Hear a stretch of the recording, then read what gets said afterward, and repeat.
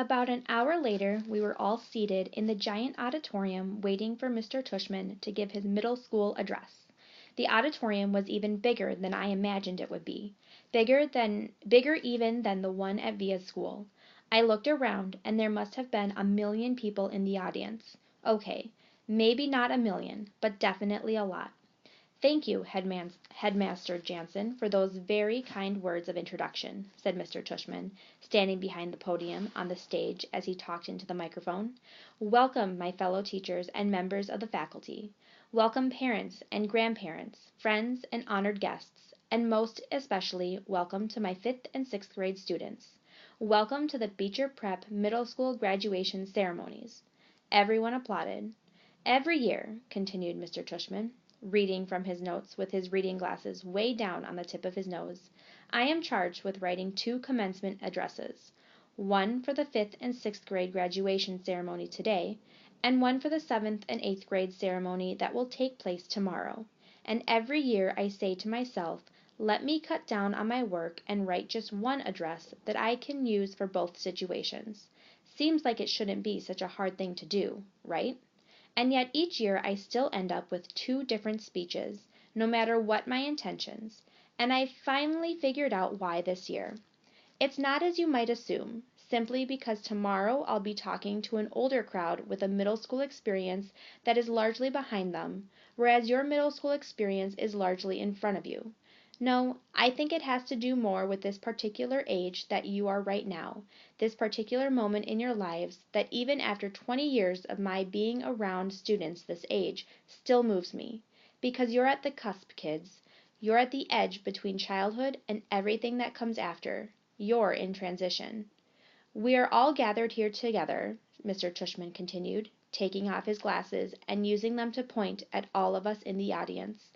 "All your families, friends, and teachers to celebrate, not only your achievements of this past year, Beecher Middle Schoolers, but your endless possibilities.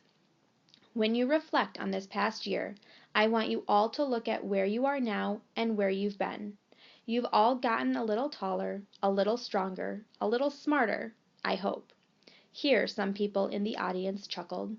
"But the best way to measure how much you've grown isn't by inches or the number of laps you can now run around the track, or even your grade point average, though those things are important to be sure. It's what you've done with your time, how you've chosen to spend your days, and whom you have touched this year.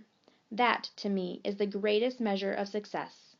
There's a wonderful line in a book by J. M. Barrie, and no, it's not Peter Pan, and I'm not going to ask you to clap if you believe in fairies." Here everyone laughed again. "But in another book by J. M. Barrie called The Little White Bird, he writes." He started flipping through a small book on the podium until he found the page he was looking for, and then he put on his reading glasses. "Shall we make a new rule of life, always to try to be a little kinder than is necessary?" Here Mr. Tushman looked up at the audience. "Kinder than is necessary," he repeated. "What a marvelous line, isn't it? Kinder than is necessary.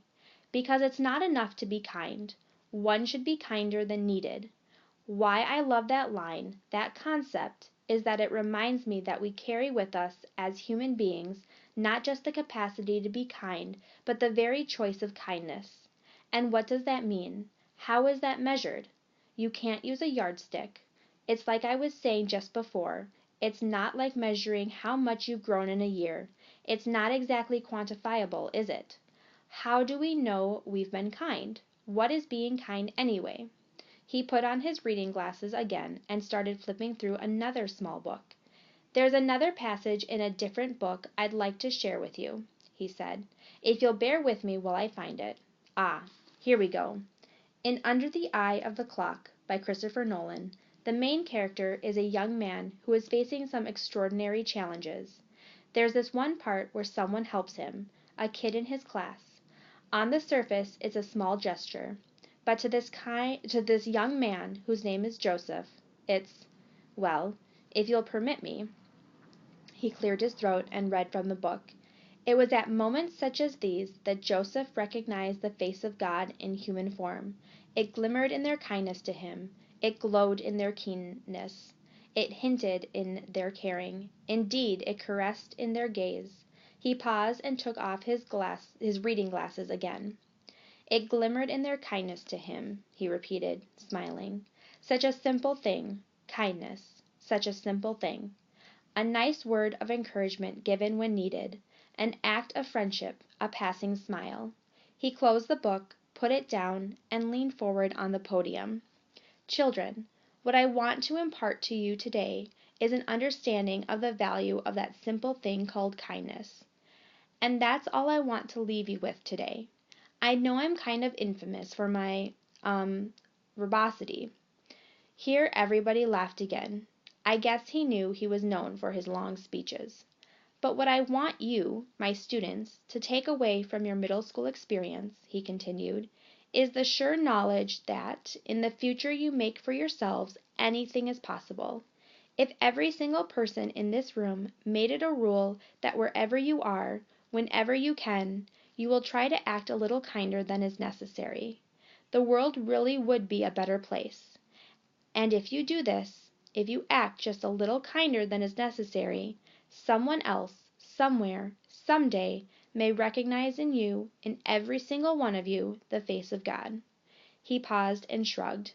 Or whatever politically correct spiritual representation of universal goodness you happen to believe in, he added quickly, smiling, which got a lot of laughs and loads of applause, especially from the back of the auditorium where the parents were sitting.